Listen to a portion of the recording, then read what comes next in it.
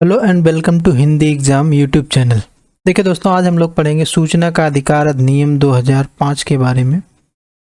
तो देखिए, ये घटना चक्र की बुक है। बुक से पढ़ने में जो है थोड़ा सा अजीब सा लगता है, चीज़ें कम समझ में आती हैं, इसलिए मैं आपको समझाने की कोशिश करूँगा। तो इसमें देखिए तीनों चीज़ें दे रखी है, आईटी अधिनियम और साइबर अपराध भी इसी के साथ दे रखा है, लेकिन हम लोग इसको नहीं, सिर्फ आज पढ़ेंगे सूचना का अधिकार अधिनियम 2005 के बारे में। इससे रिलेटेड जो सारे क्वेश्चन होंगे, वो जो भी एग्जाम में पूछे गए हैं वो सारे क्वेश्चन भी हम सॉल्व करेंगे। तो आप क्या करिएगा कि ध्यान से हमारी बातों को सुनिएगा और सिर्फ उन्हीं पॉइंट पर ध्यान दीजिएगा जिनको हम बता रहे हैं, क्योंकि हम फालतू पॉइंट नहीं बताएंगे, सिर्फ वो बताएंगे जो आपके एग्जाम में अभी तक पूछे जा चुके हैं या फिर पूछे जा सकते हैं। ठीक है, पॉइंट वाइज चीज़ों को पढ़ेंगे तो ध्यान से सुनिएगा। देखेंगे आप वीडियो देखते देखते मैक्सिमम चीज़ें आपको याद हो जाएंगी। ठीक है, मेन दिक्कत तो यही होती है ना यार, याद नहीं होता ना, तो हम लोग इस तरह से पढ़ेंगे कि याद हो जाए। देखिए, ये किताबी भाषा थोड़ा कम समझ में आती है, इसलिए हम इसको थोड़ा अलग से जो है हम आपको बताएंगे, एक नोट्स बना करके, कि उससे आप अच्छे तरीके से आप इसको समझ जाएंगे। तो देखिए, हमने कुछ चीज़ें लिख रखी हैं इसके बारे में। बेसिकली यही चीज़ें बार बार एग्जाम में पूछी जाती हैं, बाकी हम बुक्स भी देखेंगे जो इंपॉर्टेंट चीज़ें पूछी जा सकती हैं। देखिए, तो सबसे पहले ये इसका नाम क्या है आपका, आरटीआई एक्ट 2005। ठीक है, ये सूचना का अधिकार। आरटीआई मतलब क्या होता है? आरटीआई का फुल फॉर्म होता है राइट टू इंफॉर्मेशन। ठीक है, मतलब सूचना का अधिकार। सबसे पहले जो सवाल इसमें बनेगा वो आपका ये बन सकता है कि किस प्रकार का अधिकार है। तो आप क्या बताएंगे? विधिक अधिकार है। जैसा कि हम सब लोग जानते हैं कि दो तीन तरह के अधिकार हैं हमारे पास। जैसे आपका मौलिक अधिकार हो गया, कुछ चीज़ें आपके संवैधानिक अधिकार हैं, यानी संविधान ने आपको ये अधिकार दिया है, उनको हम संवैधानिक अधिकार कहते हैं। मौलिक अधिकार जो फंडामेंटल राइट्स, मतलब आपके संविधान में लिखी गई चीज़ें, वो आपके मतलब मौलिक अधिकार हो गए। इसी तरह से ये आपका क्या है, विधिक अधिकार है, क्योंकि ये कानून ने इस अधिकार को, कानून ने आपको प्रदान किया, यानी ये आरटीआई एक्ट कानून बना है ना, आरटीआई एक्ट 2005, तो इसलिए क्या है, विधिक अधिकार। ध्यान रखिएगा इस बात का। ठीक है, दूसरा क्वेश्चन जो आपसे पूछा जा सकता है वो ये पूछा जा सकता है कि इसका उद्देश्य क्या है, इस नियम को बनाने का क्या उद्देश्य है। इस नियम को बनाने का बेसिकली ये उद्देश्य है कि सरकार के कार्यों में पारदर्शिता लाना तथा जवाबदेही को बढ़ावा देना। ठीक है, तो देखिए जो बेसिक क्वेश्चन इससे बनते हुए कि ये कानून पहली बार कब पारित हुआ, तो आप जवाब बताएंगे पहली बार कब पारित हुआ, 15 जून 2005 को। फिर आपसे पूछा जा सकता है कि ये पूर्ण रूप से कब लागू हुआ। पूर्ण रूप से कब लागू हुआ? 12 अक्टूबर 2005 को। अब इसमें थोड़ा सा कन्फ्यूजन आपको हो सकता है, तो आप इसको समझिएगा कि भाई जब पारित हो गया 15 जून को, तो 12 अक्टूबर को क्यों लागू हुआ। देखिए, मसला ये है कि अगर आप देखेंगे इनमें 120 दिन का गैप बन रहा है। कितने दिन का? 120 दिन का। तो ये 120 दिन क्यों डिले किए गए इसको पूर्ण रूप से लागू करने में? इसलिए किया गया कि जब ये कानून बना तो जितने भी आपके, जैसे ये कानून क्या है कि किसी भी सरकारी संगठन से आप ये सूचनाएं मांग सकते हैं, आपको ये सूचना प्राप्त करने का अधिकार है कि किस मद में कितने पैसे खर्च हुए। ठीक है ना, किस कानून मतलब किस जो है योजना के अंतर्गत कितने पैसे खर्च हुए। जैसे अगर आप गांव में रहते हैं तो आप समझिए कि आपका जो ग्राम प्रधान है वो कितने पैसे आए जो है और किस योजना में कितना पैसा खर्च किया, इन सब का हिसाब ले सकते हैं।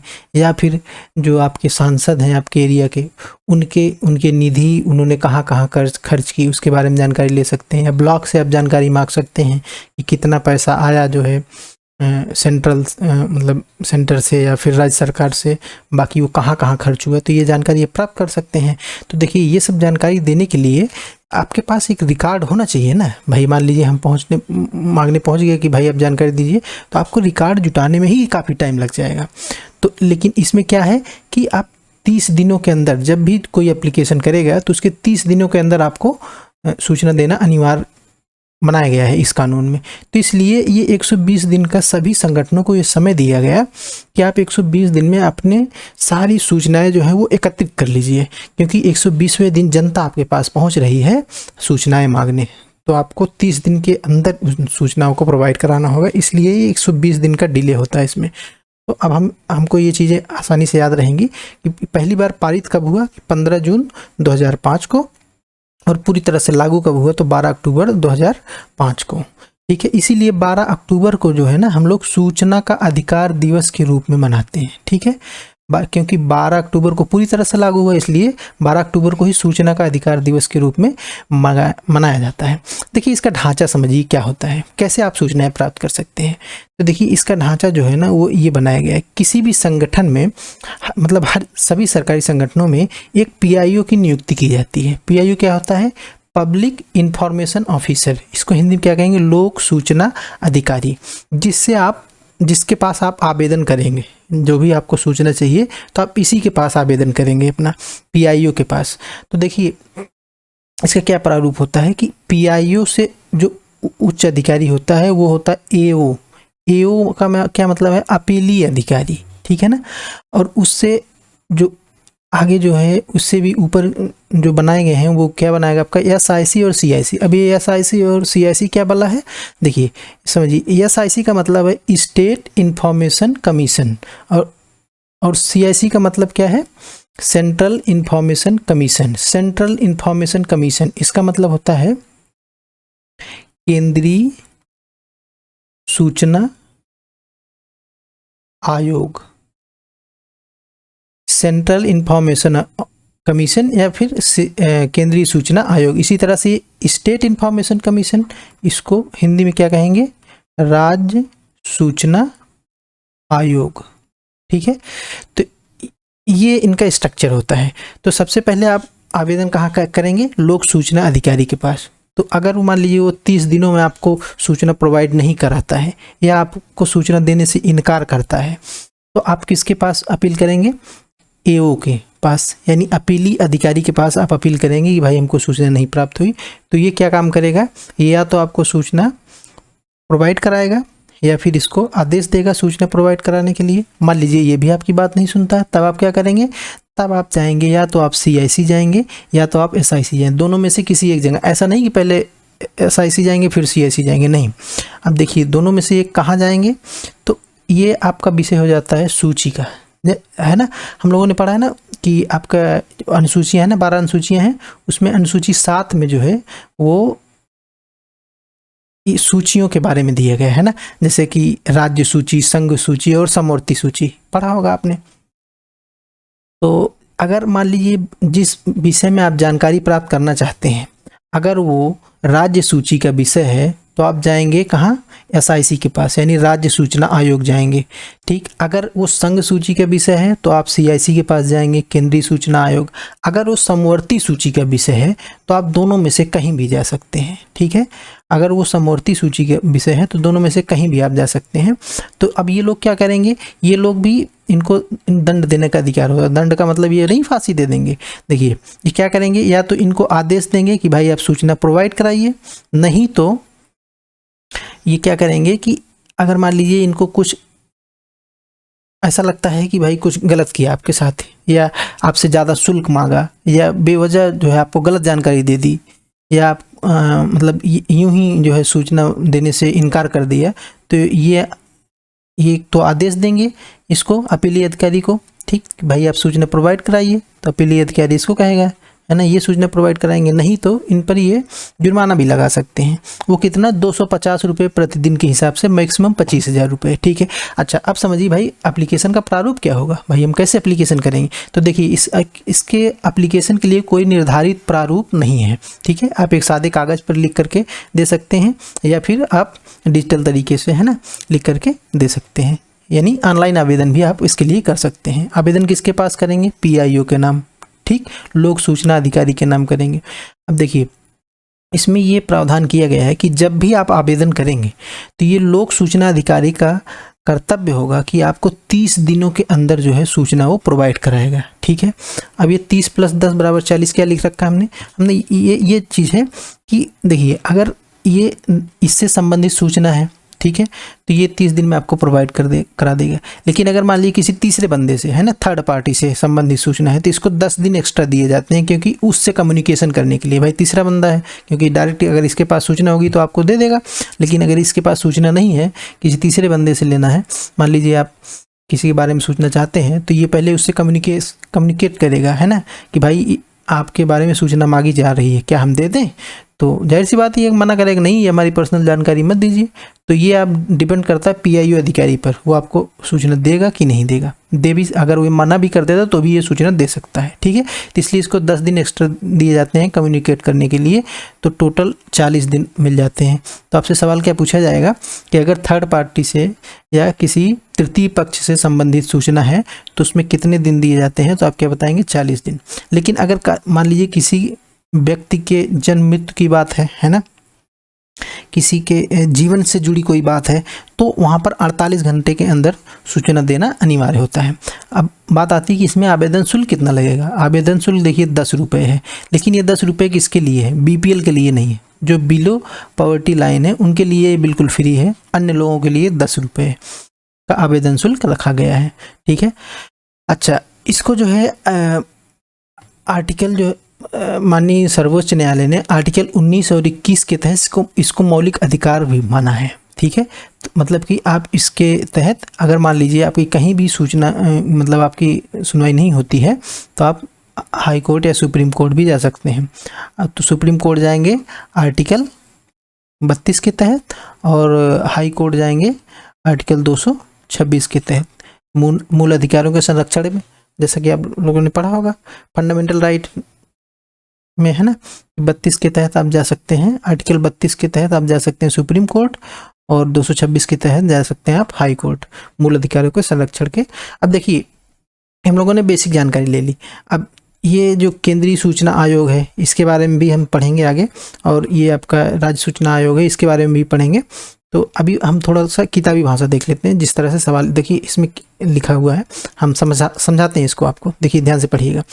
देखिए इसका नाम क्या है, जैसा कि हमने बताया सूचना का अधिकार अधिनियम 2005 कहाँ पर लागू है? पूरे भारत पर लागू है। पहले देखिए जम्मू कश्मीर पे नहीं लागू था, हम सब लोग जानते हैं ना, क्योंकि वहाँ पर कोई भी चीज़ें नहीं लागू। लेकिन 31 अक्टूबर 2019 से जब से जो है वहाँ पे 370 हटा दिया गया तो अब पूरे जो है पूरे भारत पर जो है ये कानून लागू है, तो हर जगह लागू है, ठीक है ना। अगर आपसे पूछा जाएगा कि सूचना का अधिकार अधिनियम 2005 कहाँ पर लागू है? पूरे भारत पर, जम्मू कश्मीर को छोड़कर या कुछ राज्यों में, इस तरह से ऑप्शन होंगे तो आप क्या बताएंगे? संपूर्ण भारत पर लागू है। आगे क्वेश्चन भी मिलेगा आपको, देखिएगा। जैसा कि हमने बताया 15 जून 2005 को राष्ट्रपति की स्वीकृति मिली, यानी पारित हो गया, ये पूरी तरह से अधिनियम बन गया है। लेकिन लागू कब हुआ आपका? 12 अक्टूबर, ये है 12 अक्टूबर 2005 को पूरी तरह से ये लागू हो गया था, ठीक है। इसका मूल उद्देश्य जैसा कि हमने बताया है ना, मूल उद्देश्य क्या है कि सरकार के कार्य में पारदर्शिता एवं जवाबदेही को बढ़ावा देना। ये देखिए आपके एसआई में पूछा जा चुका है क्वेश्चन, ठीक है। अब देखिए एक चीज़ ये है कि माननीय सर्वोच्च न्यायालय ने भारतीय रिजर्व बैंक को सूचना के अधिकार अधिनियम के दायरे में ले लिया। कब? ये भारतीय रिजर्व बैंक बनाम जयंती लाल मिस्त्री 2015 के मामले में जो है सुप्रीम कोर्ट ने आरबीआई को भी इसके दायरे में ले लिया कि मतलब आरबीआई से भी आप सूचना प्राप्त कर सकते हैं, ठीक है ना। अब देखिए कौन इसके तहत कौन सूचनाएं प्राप्त कर सकता है? तो जो अगर कोई भारत का कोई भी नागरिक, ठीक है, देखिए कोई भी नागरिक, भारत का कोई भी नागरिक इस प्राधिकरण के तहत मतलब इस नियम के तहत लोक प्राधिकरण से जानकारी अनुरोध कर सकता है। ये भी आपके एग्जाम में पूछा जा चुका है, ठीक है। अगली बात देखिएगा क्या लिखा हुआ है, सूचना के अधिकार को संविधान की धारा 19 के तहत मूल अधिकार का दर्जा प्राप्त है। जैसा कि हमने बताया आर्टिकल 19 और 21 के तहत इसको क्या प्राप्त है? मूल अधिकार का दर्जा प्राप्त है, ठीक है ना। देखिए अब यहाँ पर लिखा गया है कि बौद्धिक संपदा के बारे में जानकारी तथा विदेशी सरकारों से प्राप्त सूचना को सूचना अधिकार के तहत साझा नहीं किया जाएगा। तो देखिए हाँ, इसमें मतलब क्या क्या चीज़ें आपको किसके बारे में आपको जानकारी नहीं दी जाएगी। तो इससे समझिए, जैसे अगर मान लीजिए कोई आप ऐसी कोई जानकारी मांगना चाहते हैं जिससे हमारे विदेशी संबंध खराब हो सकते हैं, अन्य देशों के साथ हमारे संबंध बिगड़ सकते हैं, तो वो सूचनाएं आपको नहीं दी जाएंगी। या कोई ऐसी सूचना आप मांग रहे हैं जिससे हमारे देश को खतरा हो, है ना, तो इस तरह की सूचनाएं नहीं दी जाएंगी आपको। जैसे भाई अगर आप पहुंच गए गृह मंत्रालय पहुंच गए कि बताइए भाई आप पाकिस्तान पर स्ट्राइक कब करेंगे, तो ये सूचनाएं आपको दी जाएंगी? नहीं दी जाएंगी, बिल्कुल नहीं बताया जाएगा। अगर आपसे कोई ये पूछ ले कि बताइए अन्य देशों से, जैसे अमेरिका के बारे में पूछ लिया, आपके क्या संबंध है, किस तरह से, तो ये सब जानकारी नहीं दी जाएंगी आपको। ठीक है, आगे देखते हैं इसमें। तो देखिए अगला चीज़ देखिए, जैसे हमने कि बताया कि अगर थर्ड पर्सन से संबंधित कोई सूचना है, देखिए इसमें लिखा है तीसरे पक्षकार से सूचना के लिए अनुरोध करने वाले व्यक्ति से कोई भिन्न नागरिक अप्रेत है, इसके अंतर्गत लोक सूचना प्राधिकारी भी है। देखिए इसके रहते हुए सभी नागरिकों को सूचना का अधिकार धारा 3 की, जैसे हमने बताया ना, अभी हमने ऊपर पढ़ा ना कि कौन लोग सूचना प्राप्त कर सकते हैं, तो कोई भी नागरिक हो। तो ये बात किस धारा में लिखी गई है, धारा याद रखिएगा जरा, धारा 3 के तहत ये बात कही गई है। धारा 4 के तहत क्या बात कही गई है कि सूचना का अधिकार अधिनियम 2005 के तहत लोक प्राधिकारियों के दायित्व के बारे में, यानी जो लोक प्राधिकारी है, लोक प्राधिकारी कौन, आपका PIO, पब्लिक इंफॉर्मेशन ऑफिसर, उसके क्या कर्तव्य बनते हैं, ये बात किस में कही गई है, धारा 4 में कही गई है। क्या क्या कर्तव्य बनते हैं उसके जरा पढ़ते हैं। सम्यक रूप से सभी अभिलेखों को सुरक्षित रखे और इस अधिनियम के अधीन सूचना सुलभ कराए, यानी आपको सबको वो जो है डाटा एकत्रित करे और आपको सूचना उपलब्ध कराए। ठीक है, तीसरी बात क्या है, यह सुनिश्चित करेगा कि ऐसे सभी अभिलेख जो कंप्यूटरीकृत किए जाने के लिए समुचित हैं, कंप्यूटरीकृत और विभिन्न प्रणालियों पर संपूर्ण देश में नेटवर्क के माध्यम से संबंध, जिससे कि अभिलेख तक पहुंच को सुकर बनाया जा सके। यानी अगर वो डिजिटल हो तो भी या वैसे हो तो भी आपको सूचना प्रोवाइड करे, वो ये उसकी जिम्मेदारी है। ठीक है ना, इंटरनेट के माध्यम से, जिसके अंतर इंटरनेट देखिए क्या लिखा, प्रत्येक लोक प्राधिकारी निरंतर यह प्रयास करेगा कि स्वप्रेरणा से संसूचना के विभिन्न साधनों के माध्यम से, जिसके अंतर्गत इंटरनेट भी है, नियमित अंतरालों पर सूचना उपलब्ध कराए। अब देखिए ये एक शब्द यहाँ पर लिखा है संसूचना, संसूचना का मतलब नहीं समझ में आता है, इसका मतलब होता है कम्युनिकेशन। ठीक है, इसका क्या मतलब होता है, कम्युनिकेशन। बहुत बार ये शब्द मिलेगा आपको मूल विधि पढ़ते समय। तो ये चीज़ें देखिए। अब एक चीज़ अब ध्यान रखिएगा कि धारा 7 के बारे में, धारा 7 के बारे में क्या लिखा है, धारा 7 में क्या लिखा है कि अगर जब भाई जैसे हम लोगों ने पहले पढ़ा कि जब भी आप आवेदन करेंगे, ठीक है, किसी भी दशा में 30 दिन के भीतर सूचना जो है देना अनिवार्य होगा। ये बात किस में लिखी गई है, धारा 7 में लिखी गई है। ठीक, और जैसा कि पढ़ा हम लोगों ने पहले कि अगर जानकारी का संबंध किसी व्यक्ति के जीवन या स्वतंत्रता से है तो उसको 48 घंटे के भीतर सूचना उपलब्ध करवाना होगा। इस प्रकार की सूचनाएं आपको नहीं दी जाएंगी। तो वो ये है कि अगर ऐसी सूचना जिसके प्रकट करने से भारत की प्रभुता और अखंडता, राज्य की सुरक्षा आदि प्रतिकूल प्रभाव पड़े, जैसा कि हमने बताया अगर देश को कोई खतरा है उस जानकारी को रिलीज करने से, तो वो जानकारी आपको नहीं दी जाएगी। ऐसी सूचना जिससे न्यायालय, संसद या किसी राज्य विधानमंडल के विशेषाधिकार भंग होते हों, तो वो भी जानकारी आपको नहीं दी जाएगी। ठीक है ना। तीसरा क्या लिखा हुआ है, ऐसी सूचना जिसके प्रकट करने से किसी व्यक्ति के जीवन या शारीरिक सुरक्षा के लिए खतरा हो, तो वो भी जानकारी आपको नहीं दी जा सकती है। विदेशी सरकार से विश्वास में प्राप्त सूचना है ना, जिससे हमारे विदेशी संबंध बिगड़ते हों, उस प्रकार की भी सूचना आपको नहीं दी जाएगी। देखिए ये अगली बात क्या लिखी हुई इसमें, सूचना का अधिकार 2005 के अंतर्गत उपर्युक्त लोक सूचना अधिकारी से कोई कॉलेज या पाठ्यक्रम विश्वविद्यालय अनुदान आयोग के द्वारा अनुमोदित है या नहीं की सूचना मांगी जा सकती है। मतलब किसी विश्वविद्यालय से भी आप ये सूचना मांग सकते हैं कि वो विश्वविद्यालय अनुदान आयोग के द्वारा अनुमोदित है या नहीं है। ठीक है, जैसा कि अब ऊपर हमने देखा अगर तीसरे पक्ष से के हित शामिल है तो उसको 10 दिन एक्स्ट्रा दिए जाएंगे, यानी उसको 40 दिन मिलेंगे टोटल आपको जवाब देने के लिए। अब देखिए हम लोग देखते हैं, जैसे हम लोगों ने देखा था ना SIC और CIC के बारे में, तो अब पढ़ते हैं हम लोग CIC के बारे में। ये क्या है, CIC यानी केंद्रीय सूचना आयोग, सेंट्रल इंफॉर्मेशन कमीशन। देखिए इसका गठन जो है वो धारा 12 के अंतर्गत किया गया है। ठीक है, इसकी संरचना क्या होगी, इसकी संरचना होती 1+10। 1+10 का मतलब एक तो आपका मुख्य सूचना आयुक्त होगा, ठीक है, एक होगा कौन, मुख्य सूचना आयुक्त, बाकी 10 क्या होंगे, आपके सूचना आयुक्त होंगे। यही बात इसमें लिखी गई है। ठीक है, अच्छा आपसे ये पूछा जा सकता है सवाल कि मुख्य सूचना आयुक्त और सूचना आयुक्त की नियुक्ति कौन करेगा। ध्यान रखेंगे कौन करेगा, राष्ट्रपति करेगा। लेकिन राष्ट्रपति कब करेगा, एक कॉलेजियम बनाया जाएगा जिसकी सिफारिश पर, एक समिति की सिफारिश पर राष्ट्रपति करेगा। उस समिति के कौन कौन सदस्य होंगे, तो देखिए वो उस कॉलेजियम के सब प्रधानमंत्री जो होंगे उसके अध्यक्ष होंगे, बाकी एक विपक्ष का नेता होगा, एक कोई भी क्या कहते हैं कैबिनेट मंत्री, कोई भी एक कैबिनेट मंत्री जो है उसका एक 3 लोग सदस्य होंगे, प्रधानमंत्री उसके अध्यक्ष होंगे, एक विपक्ष के नेता होंगे और एक कोई भी कैबिनेट मंत्री होंगे, जो ये तीनों सिफारिश करेंगे। मतलब नाम की सिफारिश किसके पास भेजेंगे, राष्ट्रपति के पास भेजेंगे, तो राष्ट्रपति उसको नियुक्त कर देंगे।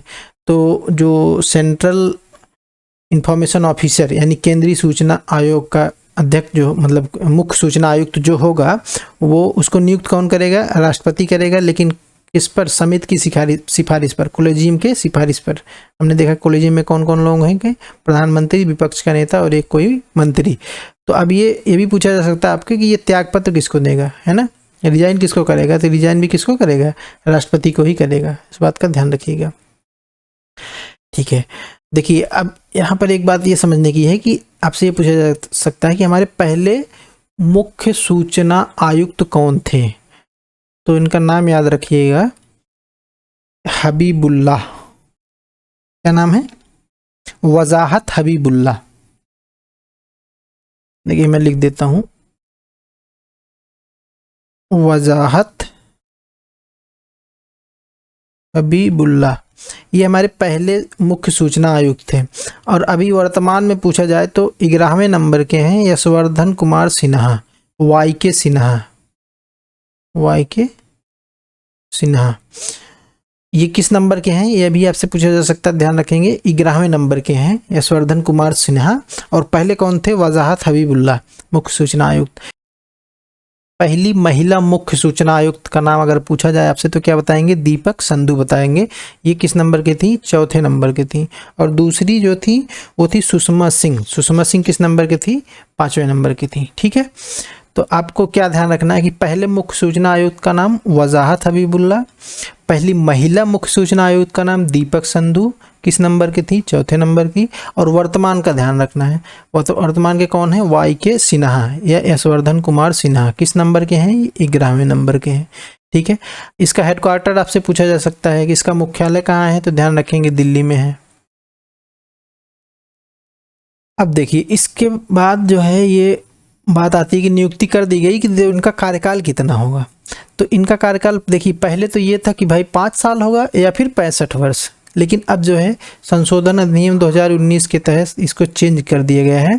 तो अब क्या कर दिया गया कि केंद्र सरकार निर्धारित करे, ठीक, केंद्र सरकार जो निर्धारित करेगी उतने दिनों तक ये रहेंगे। तो आपसे अगर पूछा जाए कि मुख्य सूचना आयुक्त या सूचना आयुक्त का कार्यकाल कितना होता है, तो आप बताएंगे जो केंद्र सरकार निर्धारित करे, संशोधन अधिनियम 2019 के अनुसार, ठीक है। आगे देखिए, शपथ कौन, जैसा कि हम लोगों ने ऊपर देखा, शपथ कौन दिलाएगा, मुख्य सूचना आयुक्त को राष्ट्रपति दिलाएगा। और त्यागपत्र भी किसको देगा, राष्ट्रपति को देगा। देखिए ये लिखा ना, त्यागपत्र राष्ट्रपति को देगा और शपथ कौन दिलाएगा, राष्ट्रपति दिलाएगा। कैसे हटाया जा सकता है इनको, तो साबित मुख्य सूचना आयुक्त का या सूचना आयुक्त को राष्ट्रपति द्वारा साबित कदाचार या असमर्थता के आधार पर हटाया जा सकता है। ये बात धारा 14 में लिखी गई है, ठीक है। गठन 12 है ना, देखिए हम लोगों ने पढ़ा था ना, मुख्य सूचना आयुक्त गठन कब होगा, धारा 12 के अनुसार, और हटाया जाएगा धारा 14 के अनुसार। हटाया जाएगा कब, धारा किस धारा के अनुसार, 14 के अनुसार। देखिए अब हम लोग देखते हैं राज्य सूचना आयोग। तो राज्य सूचना आयोग और केंद्रीय सूचना आयोग दोनों लगभग सेम चीज़ें हैं, कोई दिक्कत नहीं है इसमें। राज्य सूचना आयोग क्या है कि प्रत्येक राज्य सरकार राज्य सूचना आयोग का गठन करेगी। ये धारा 15 में ये बात लिखी गई है। लेकिन इसकी नियुक्ति कौन करेगा, राष्ट्रपति नहीं करेगा। यहाँ पर नियुक्ति कौन करेगा, मुख्य राज्य सूचना आयुक्त का राज्यपाल करेगा। लेकिन राज्यपाल फिर वही कॉलेजियम की बात आती है, कॉलेजियम के सिफारिश पर। अब कॉलेजियम में कौन कौन होंगे, तो कॉलेजियम का जो अध्यक्ष होगा वो मुख्यमंत्री होगा, और उसमें एक विपक्ष का नेता होगा, और कोई भी एक कैबिनेट मंत्री होगा। 3 लोग होंगे। ये किसी एक नाम की सिफारिश देंगे तो राज्यपाल जो है इनकी नियुक्ति कर देंगे, ठीक है।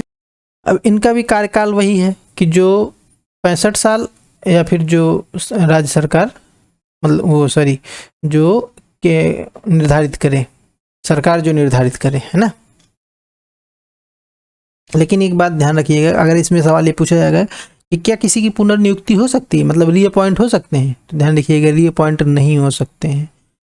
जो सूचना आयुक्त हैं उनका प्रमोट करके आपको मुख्य सूचना आयुक्त बनाया जा सकता है। RTI एक्ट 2005 से रिलेटेड जो भी क्वेश्चन आपके एग्जाम में पूछे जा सकते हैं वो हम लोग देखते हैं। देखिए, निम्न में से कौन सा सूचना अधिकार अधिनियम 2005 के तहत सूचना की परिभाषा के अंतर्गत नहीं आता, तो इसमें जो है फाइल टिप्पणी ये नहीं आता, ठीक, तो आपको ऑप्शन हो जाएगा डी पार्ट। बाकी सारी चीज़ें आती हैं, इलेक्ट्रॉनिक रूप से रखी गई डेटा सामग्री या फिर लाख पुस्तिका परिचय पत्र सब आते हैं, ठीक है।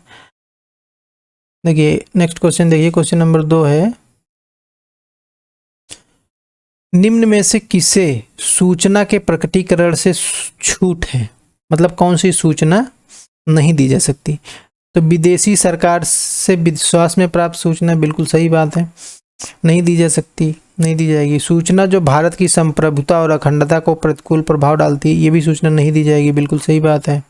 सूचना जिसका प्रकटीकरण किसी व्यक्ति के जीवन को खतरा पहुंचाएगा, ये भी नहीं दी जाएगी, तो आपका आंसर क्या आ जाएगा, डी पार्ट। ये तीनों बातें हैं हमने पढ़ा। देखिए 5वां नंबर क्वेश्चन क्या है, सूचना का अधिकार किसको प्राप्त है, मतलब सूचना के जो RTI एक्ट 2005 है इसके तहत कौन सूचनाएं प्राप्त कर सकता है, तो भारत का कोई भी नागरिक, सभी नागरिक, है ना, कोई भी नागरिक हो सकता है वो आप सूचना, अगर वो भारत का नागरिक है तो सूचना प्राप्त करने का अधिकार है उसके पास। ये क्वेश्चन नंबर 6 में क्या लिखा है, सूचना का अधिकार अधिनियम 2005 के तहत लोक प्राधिकारियों के दायित्वों को इसमें सौंपा गया। तो हम लोगों ने जैसे ऊपर पढ़ा भी ना, धारा 4 में PIO के जो है कर्तव्य दिए गए हैं, उसके दायित्वों को इसमें दिया गया है धारा 4 में।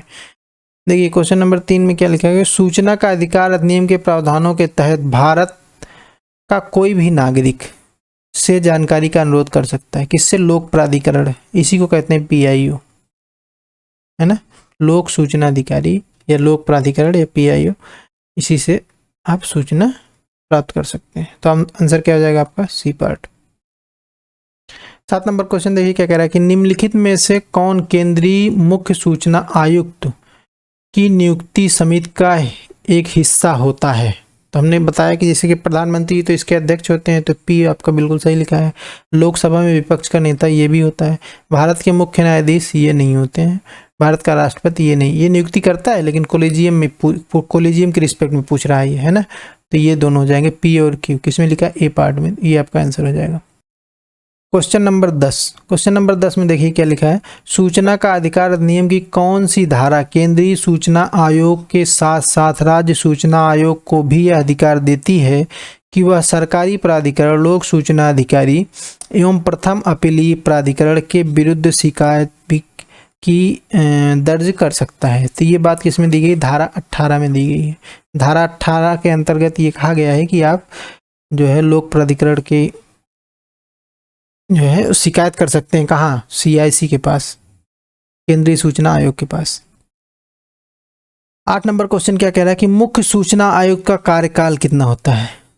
तो पहले तो भाई 5 वर्ष होता था, है ना, लेकिन अभी क्या है, ऐसी अवधि जो केंद्र सरकार निर्धारित करे।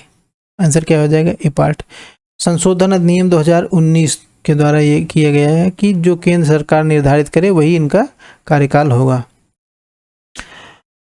तो देखिए सूचना का अधिकार भारतीय संविधान के किस अनुच्छेद के अंतर्गत आता है, तो हमने अभी बताया था आपको, अनुच्छेद 19 और 21 के अंतर्गत आता है। सूचना का अधिकार अधिनियम 2005 के तहत सूचना अधिकार में निम्न में से कौन सा या से शामिल है, दस्तावेजों और रिकॉर्डों का निरीक्षण करना, सामग्री के प्रमाणित नमूनों को लेने का अधिकार, print out disk video cassette आदि के रूप में। तो तीनों चीज़ें इसमें अलाउड है, ठीक है। तो आंसर क्या हो जाएगा, PQR 3 हो जाएगा आपका, सी पार्ट। 12 नंबर क्वेश्चन देखिए क्या लिखा है, यदि कोई सूचना अधिकार, राइट टू इन्फॉर्मेशन, आवेदक जन सूचना अधिकारी के निर्णय से संतुष्ट नहीं है तो वह पी पे क्या लिखा है कि आवेदक द्वारा जन सूचना अधिकारी के निर्णय के प्राप्ति की तारीख से 30 दिनों के भीतर पहली अपील दर्ज कर सकता है। बिल्कुल सही बात लिखी है। 60 दिनों के भीतर केंद्रीय जन सूचना अधिकारी को शिकायत दर्ज कर सकता नहीं, ये होता है आपका 90 दिन। तो आंसर क्या हो जाएगा आपका? केवल पी। सही बात है, ठीक है, ए पार्ट हो जाएगा आंसर। नंबर क्वेश्चन देखिए क्या कह रहा है। सूचना का अधिकार अधिनियम के अंतर्गत सूचना प्राप्त करने की प्रक्रिया के संदर्भ में इनमें से कौन सा वक्तव्य सही है? सूचना प्राप्त करने के लिए आवेदन का कोई निर्धारित प्रारूप नहीं है। आवेदन सादे कागज पर किया जा सकता है। बिल्कुल सही बात हमने बताया आपको। सूचना पाने के पीछे क्या कारण है? सूचना प्रार्थी को यह बताने की आवश्यकता नहीं है। बिल्कुल, ये भी भाई सही बात है। तो आपका दोनों आंसर हो जाएगा, ए और बी दोनों, बी पार्ट हो जाएगा आंसर। 15 नंबर क्वेश्चन क्या कह रहा है? सूचना का अधिकार अधिनियम के अधीन इस अधिनियम के प्रवर्तन में उत्पन्न होने वाली कठिनाइयों से निपटने की शक्ति किसको प्राप्त है? किसको प्राप्त है भाई? केंद्र सरकार को।